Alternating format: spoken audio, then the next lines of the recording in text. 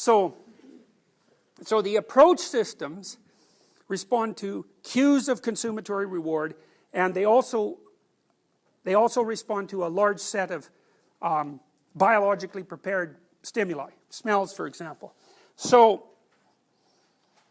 now you should approach good things, but if a bad thing happens, what should you do? Well, one thing you should do is stop. Another thing you should do is get the hell out of there.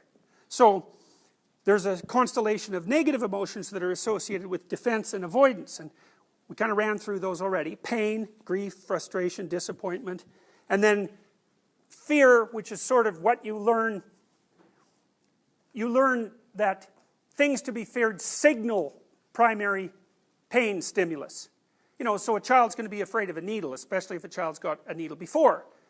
Most children are smart enough to figure out they should be afraid of the needle even when they haven't had it. But the thing is that if you come into contact with something that's already caused you pain, and now there's something that only signals that that's likely to happen, that's when you experience fear. Okay, and fear is its own circuit again, which is where the behaviors in some sense went a little bit wrong too, because they thought of unconditioned punishment, which produces pain, as the primary motivational system. So it would be unconditioned punishment, unconditioned reward. Then there were things you learned about those that produced conditioned punishment and conditioned reward. Okay, but all of those have circuits, independent circuits. So the defense and avoidance negative emotions seem to be roughly pain, anxiety, and fear, but then there's disgust. And people have been looking at disgust a lot lately, and it doesn't load on neuroticism. It doesn't seem to load on neuroticism, so it's its own circuit. So, okay, so here's one other complexity that you need to grapple with, which is there are things that hurt, that cause you pain. There are things that are satiating and that are consummatory reward. Then there are things that signal each of those. But there's one class of stimuli, so to speak, or things that you're going to encounter that are paradoxical, and that's the class of things that you don't understand. That's novelty. And novelty, it's novelty itself that's sort of associated with what the phenomenologists are primarily concerned about. The idea of the revelation of meaning. Because the revelation of meaning is mostly associated with you encountering something that you haven't already understood, right? You explore that, new information comes out of it, a new you comes out of it. Okay, so you're going from point A to point B. What might happen? Well, things might happen that appear to demonstrate that you're on the right track. So that makes you happy. That's the yellow box, positive emotion. You know, your pathway is being facilitated, so that's why tools are sort of in that category. Or you can be moving towards point B and something gets in your way, and that might be something that hurts you. And that hurt would be pain or disappointment or frustration or grief, or something that signals that you might get hurt, which is threat, and that produces fear. And so the positive emotion is moving you towards the desired goal, and the negative emotion is protecting you. And so if a negative thing happens, you'll stop, and then you'll reconfigure the behavior that you're using or the framework in order to get around the obstacle and to continue. Or if it's a bad enough obstacle, you might say, well, I'm too tired to eat and I'm too hungry to sleep. That happens to people, right? It's a conflict of motivations. And so if you get up and you go into the cupboard and you find out there's nothing to eat, you might say, oh, to hell with it, then I'll just go to sleep. You know, so sometimes the way you solve a problem is by flipping the problem. It's like, we're not going to solve that problem right now, we'll turn to another problem.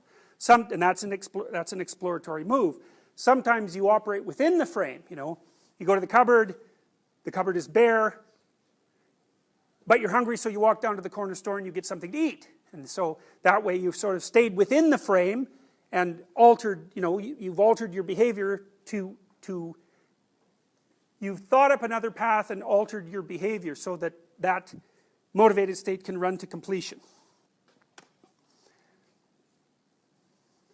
Here's another way of looking at it. You can be moving from point A to B, and what you predict or want is happening. That's a good thing. That keeps your mood straight and you happy, and that makes you hope. That's a promise. With the promise is you're going to get what you want, and that fills you with hope. That's positive emotion. Or you can have an unpredicted outcome when you're, you know, I don't know, you're supposed to be going out with your friend, you go to the door, you knock, and there's nobody there. So it's like, what's up with that? And so it's, in a sense, when that happens, there's like a hole in your framework, you know, because your framework was predicated on the presence of your friend, right? It was a presupposition. And so now and then you'll run out of behavioral routine, and one of your presuppositions is wrong. It's sort of like there's a hole in your theory, and the hole, you sort of drop into it, and when you drop into that hole, you get anxious, because you don't know exactly what this unexpected thing means, and behind that, you get exploratory.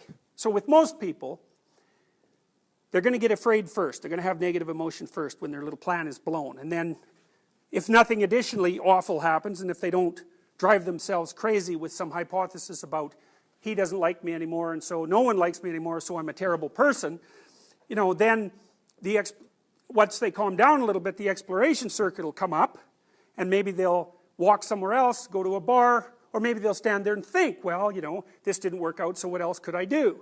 An emotionally stable person, say a non-neurotic person, they'll flip to that really fast, especially if they're extroverted and open. Whereas someone who's heavy in negative emotion, you know, the fact that their friend wasn't there when they told them they would be, that might just produce a hole that they fall into, and it's, you know, so deep and painful they just go home and cry.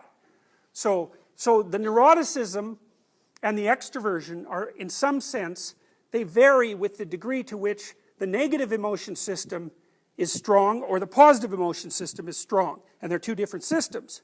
And so you can think of them, in some sense, you can think of them as